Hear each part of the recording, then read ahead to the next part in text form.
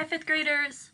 I'm Mrs. Stallenwerk, and today we are going to be getting into session 2 of our fantasy unit in reading. So yesterday we learned that oftentimes when you read fantasy, you learn right alongside the main characters. In Narnia, Lucy learns from Mr. Tumnus about where she is. In The Lord of the Rings, Gandalf learns from Frodo. Dumbledore tells Harry Potter about Voldemort's history. And when you are reading fantasy, it's your job as a sophisticated reader to sit up and pay attention when these main characters are learning about the place or the journey that they are encountering. I included a link to a short video clip. It's about 3 minutes long from the first Chronicles of Narnia movie. I would love for you to watch that and think about what Lucy learns from Mr. Tumnus.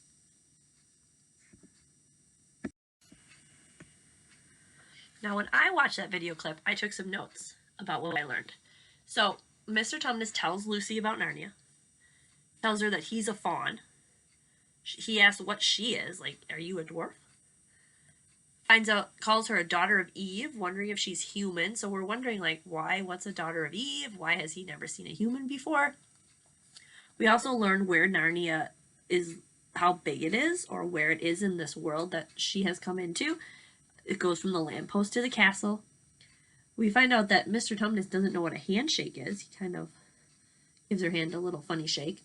And he also at the end calls, she says that she came from the wardrobe, which we know where that's from, but he thinks it's a city called Wardrobe. So we're learning a little bit about Mr. Tumnus and about Narnia, and Lucy's learning about Narnia as well.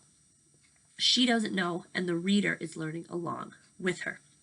So today I'm going to teach you that in fantasy novels, many times the main character begins without a lot of information, and they have a learning curve, just like the reader. We all come in not really knowing where this journey is headed.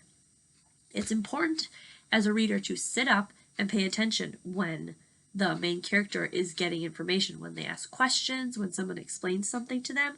It's important that you, as a sophisticated reader, are really paying attention and taking notes at those moments. So I know some of you have read or are reading Harry Potter or a Narnia book. And in those books, characters are kind of like outsiders. Harry doesn't know that he's a wizard. He doesn't know what Hogwarts is. Lucy doesn't know about Narnia. But as these books evolve, other characters teach them about where they are, about their journey. Characters in fantasy many times go on journeys. Many of your stories will be about quests or journeys, and this means they have opportunities to learn about these places. The author is helping us learn along with those characters. And instead of being frustrated that the character doesn't know anything or doesn't know where they are, we can take that opportunity to enjoy the story and learn along with them. Listen when they ask questions and pay attention to the answers that they get as you are reading your fantasy novels. In chapter 3 of The Thief of Always, I want you to think about all the questions that Harvey asked during that chapter.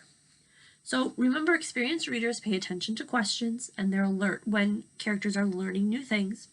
In all of chapter 3, Harvey is really confused about what's going on. What's real, what's not real. And then there's this moment with Mrs. Griffin, and she gives us some direct information. She says on page 25, she says nothing's perfect when Harvey admires the house. Then when he says, why not? Because time passes, she went on, staring down at the flowers she'd cut. And the beetle and the worm find their way into everything sooner or later. Oh, she's telling him that time passes at this house. And that makes me worried. Harvey should listen to her because it's like she's trying to warn him, don't you think? You see how I was extra alert as I was reading that part, as I realized that Harvey was getting answers to some of the questions that he had?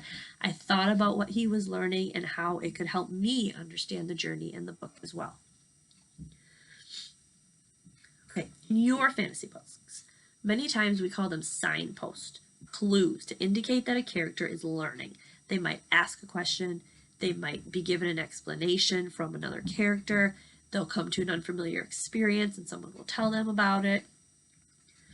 I'm going to read chapter 4 of The Thief of Always, and I want you to really be alert to clues and times when you are learning right along with Harvey. I'm going to read a few pages of this chapter. The sun came to wake him soon after dawn. A straight white dart of light laid on his lids. He sat up with a start, wondering for a moment what bed this was, what room, what house. Then his memories of the previous day returned, and he realized that he'd slept through from late afternoon to early morning. The rest had strengthened him. He felt energetic, and with a whoop of pleasure he jumped out of bed and got dressed. The house was more welcoming than ever today. The flowers Mrs. Griffin had set on every table, and still singing with color. The front door stood open, and sliding down the gleaming banisters, Harvey raced out onto the porch to inspect the morning. A surprise awaited him. The trees, which had been heavy with leaves the previous afternoon, had shed their canopies. There were new tiny buds on every branch and twig, as though this was the first day of spring. "Another day, another dollar," said Wendell, ambling around the corner of the house. "What does that mean?" said Harvey. "That's what my father used to say all the time. Another day, another dollar. He's a banker, my dad. Wendell Hamilton II.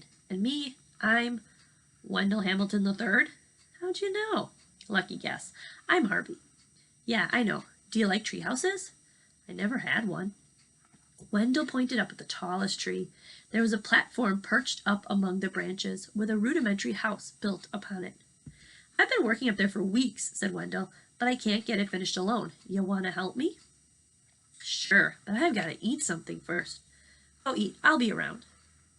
Harvey headed back inside and found Mrs. Griffin setting out a breakfast fit for a prince. There was milk spilt on the floor, and a cat with a tail hooked like a question mark, lapping it up. "Clue Cat?" he said. "Yes, indeed," Mrs. Griffin said fondly. "He's the wicked one." Clue Cat looked up as if he knew he was being talked about. Then he jumped up onto the table and searched among the plates of pancakes and waffles for something more to eat. "Can he do whatever he likes?" Harvey said, watching the cat sniff at this and that. "I mean, does nobody control him?" "Ah, well, we have somebody watching over us, don't we?" Mrs. Griffin replied, "whether we like it or not. Now eat. You've got some wonderful times ahead of you." Harvey didn't need a second invitation. He dug into his second meal at the holiday house with even more appetite than he had the first, and then headed out to meet the day. Oh, what a day it was! The breeze was warm and smelled of the green scent of growing things.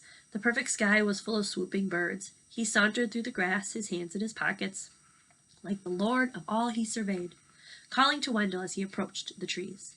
"Can I come up?" "If you've got a head for heights," Wendell dared him. The ladder creaked as he climbed, but he made the platform without missing a step. Wendell was impressed. "Not bad for a new boy," he said. "We had 2 kids here, couldn't even get halfway up." "Where'd they go?" "Back home, I suppose. Kids come and go, you know." Harvey peered out through the branches upon which every bud was bursting. "You can't see much, can you?" he said. "I mean, there's no sign of the town at all." "Who cares?" said Wendell. "It's just gray out there anyway." "And it's sunny here," Harvey said, staring down at the wall of misty stones that divided the grounds of the house from the outside world. "How's that possible?" Wendell's answer was the same again. "Who cares?" he said. "I know I don't. Now, are we going to start building, or what?" They spent the next 2 hours working on the treehouse, descending a dozen times to dig through the timbers heaped beside the orchard, looking for boards to finish their repairs. By noon, they'd not only found enough wood to fix the roof, but they had each found a friend. Harvey liked Wendell's bad jokes, and that "who cares," which found its way into every other sentence. And Wendell seemed just as happy to have Harvey's company. "You're the first kid who's been real fun," he said. "What about Lulu?" "What about her? Isn't she any fun?" "She was okay when I first arrived," Wendell admitted. "I mean, she's been here months, so she kind of showed me the place, but she's gotten weird the last few days. I see her sometimes wandering around like she's sleepwalking, with a blank expression on her face." "She's probably going crazy," Harvey said, "her brain's turning to mush." So we are going to stop there. What are you thinking? What did Harvey learn? What was explained to him? So what did we learn about Harvey? I took some notes here. We're wondering, how long has Lulu been there? How much time has passed since these kids have been at this house? And was Mrs. Griffin giving Harvey a warning about maybe someone is watching them? Does Mrs. Griffin know? Does Harvey know? What should he be worried about or thinking about there? We're still learning along with Harvey. So today you learned that characters in fantasy books have a learning curve on their journeys, just like their readers. I want you to think about a learning curve that one of your characters in your book club or another fantasy book you're reading is having. Is your character still along that curve, or are they just getting started? So have they learned some information, or are they still kind of wondering what's happening, what's going on? Where are they on that curve?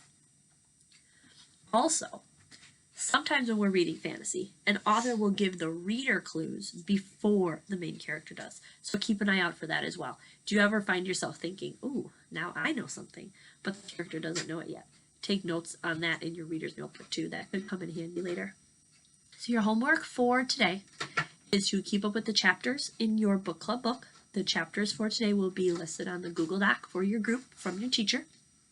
Tonight, I want you to think about and notice places where you and or your character are learning new information.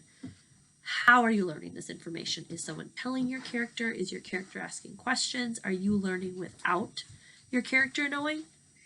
And I want you to take notes about that, write about it in your Google Doc so that your group can talk about that later.